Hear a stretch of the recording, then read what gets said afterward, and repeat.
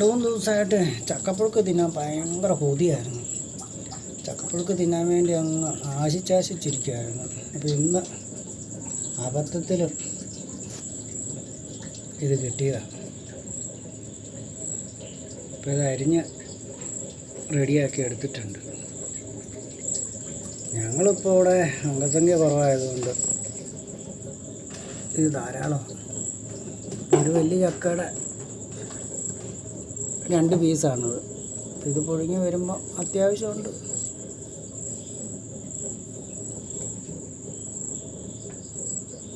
ചക്ക ഇപ്പം നമ്മുടെ കേരളത്തിൻ്റെ ഒരു ദേശീയ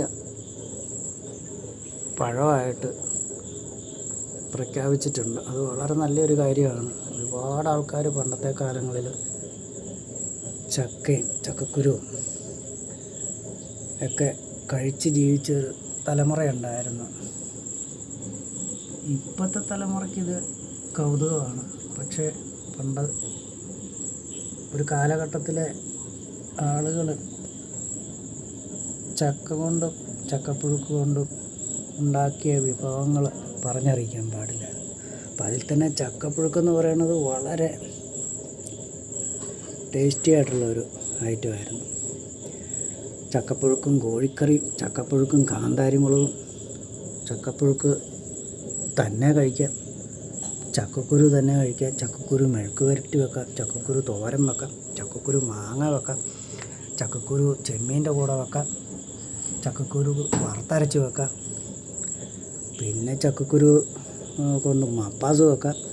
അങ്ങനെ വിവിധ ഐറ്റത്തിൽ ചക്കക്കുരു കൊണ്ട് വിഭവങ്ങൾ പണ്ടുണ്ടാക്കുമായിരുന്നു. ഇപ്പോൾ അതൊക്കെ വലിയ കൗതുകമായി മാറിയിരിക്കുക. അപ്പം നമ്മളിത് വേർതിരിച്ചെടുത്തിട്ടുണ്ട്. എടുത്തോ. അപ്പം നമുക്ക് ചക്കപ്പുഴുക്ക് 2 തരത്തിൽ ചക്ക അരിഞ്ഞെടുക്കാൻ സാധിക്കും. 2 തരത്തിൽ അരിഞ്ഞെടുക്കുമ്പോഴും 2 രുചിയാണ് പുഴുക്കായിട്ട് വരുമ്പോൾ. ഇത് പലർക്കും അറിയത്തില്ല. പണ്ടുള്ള ആൾക്കാർക്കൊക്കെ അറിയാം.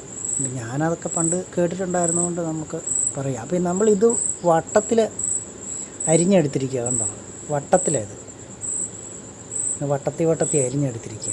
ഇതിനെ അരിഞ്ഞെടുക്കുക എന്ന് പറയും.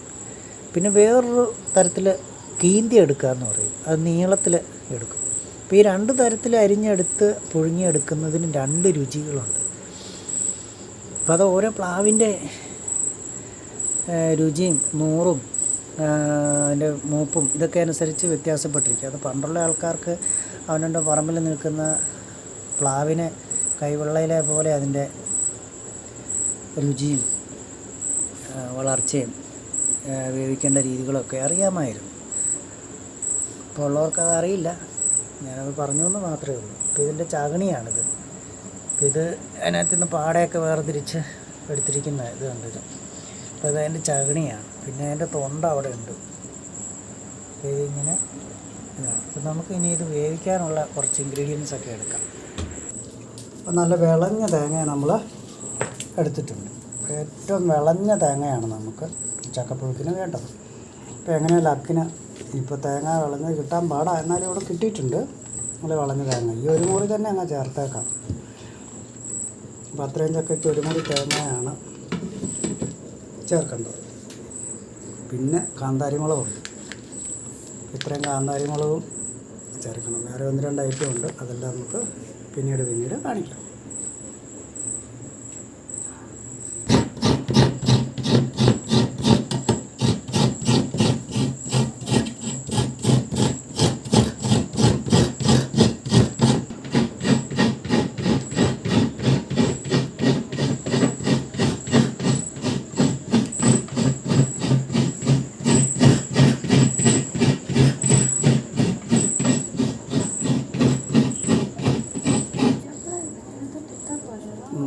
ഇപ്പോൾ ഇത്രയും ചക്കപ്പുഴുക്കാണ് നമ്മൾ ഉണ്ടാക്കാൻ ഉദ്ദേശിക്കുന്നത്. അതിന് വേണ്ടിയിട്ട് നമ്മൾ 1.5 മുറി തേങ്ങ എടുത്തിട്ടുണ്ട്.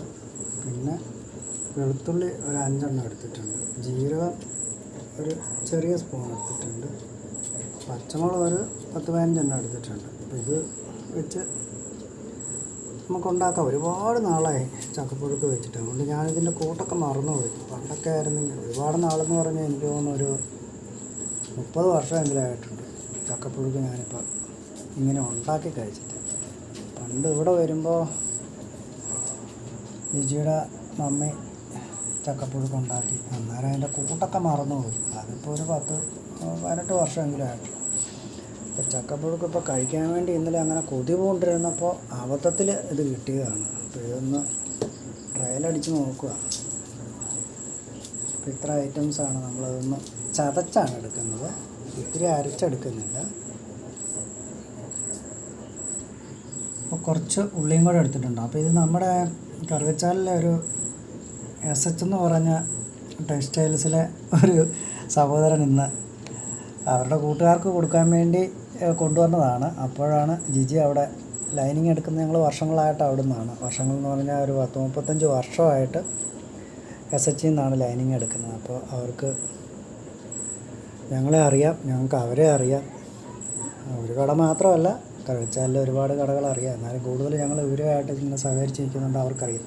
അപ്പോൾ അവിടുന്ന് ആ പയ്യൻ ജിജി അവിടെ ലൈനിങ് എടുക്കാൻ ചെന്നപ്പോൾ വേറെ ആൾക്ക് വേണ്ടി കൊണ്ടുവന്നായിരുന്നു. അപ്പോൾ ചക്കയുണ്ട്, വേണോ എന്ന് ചോദിച്ചു കഴിഞ്ഞപ്പോൾ ജിജി മേടിച്ചുകൊണ്ട് വന്നതാണ്. അപ്പോൾ മധു എന്നാണ് പുള്ളിയുടെ പേര്. അപ്പോൾ പുള്ളി ഇനി തിങ്കളാഴ്ച കൊണ്ടുവരാമെന്ന് പറഞ്ഞു. അപ്പോൾ ഞങ്ങൾ ഇന്നൊന്ന് വെച്ച് നോക്കുകയത്. എന്തായാലും പുള്ളിക്ക് ഒരുപാട് താങ്ക്സ് അറിയിക്കുന്നു.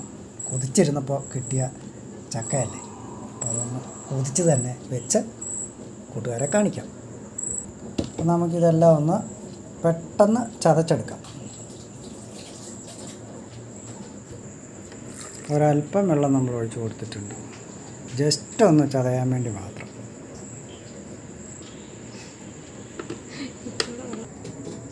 അപ്പം നമ്മൾ ഈ ചെറിയ ചെരുവത്തിനകത്താണ് വെക്കുന്നത്.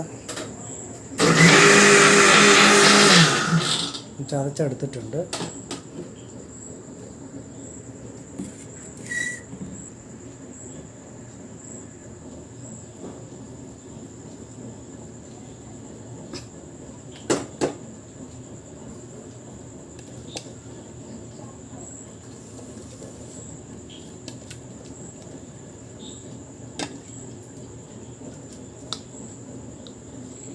അപ്പം മുകളിൽ നമുക്ക് 2 തണ്ട് കരിയാപ്പിലയും കൂടെ അങ്ങോട്ട് വിതറിയിട്ട് കൊടുക്കാം. ഇപ്പോൾ ചക്കപ്പുഴുക്കിൻ്റെ ഹൈലൈറ്റ് എന്ന് പറയുന്നത് കരിയാപ്പിലയും ഈ പച്ചമുളകും കാന്താരിമുളകും ഉള്ളിയും വെളുത്തുള്ളിയും ഇതൊക്കെ ചേർന്ന് വരുന്ന ആ ഒരു പ്രത്യേക മണവും ടേസ്റ്റുമാണ്. അപ്പോൾ നമ്മൾ വെള്ളം എന്ന് പറയുന്നത് വളരെ കുറച്ചേ ഒഴിക്കാവുള്ളൂ. പലപ്പോഴും ഞാൻ യൂട്യൂബിൽ കണ്ടിട്ടുണ്ട്, ചക്കപ്പുഴുക്ക് ഉണ്ടാക്കുമ്പോൾ വെള്ളം കൂടുതൽ ഒഴിക്കും. അങ്ങനെ കൂടുതൽ ഒഴിച്ച് കഴിഞ്ഞാൽ അങ്ങ് ചളാന്നായി പോകും. അങ്ങനെയല്ല ചക്കപ്പുഴുക്ക് വെക്കേണ്ടത്. ചക്കപ്പുഴുക്ക് വെക്കുമ്പോൾ അതിനൊരു 1/2 ഗ്ലാസ് വെള്ളം ഒഴിക്കാവുള്ളൂ. ആ വെള്ളം തിളച്ച് അതിൻ്റെ നീരാവി കൊണ്ടാണ് നമ്മുടെ ചക്കപ്പുഴുക്ക് വേണ്ടത്. അപ്പോഴേ ചക്കപ്പുഴുക്കിന് ടേസ്റ്റ് ഉണ്ടാവുള്ളൂ.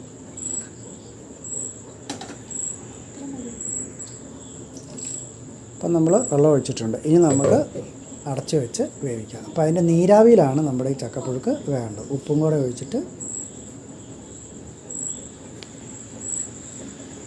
അപ്പോൾ ഉപ്പും കൂടെ നമ്മൾ തൂവി കൊടുക്കുകയാണ്. അപ്പം നമുക്ക് അടച്ചു വെച്ച് വേവിക്കാം.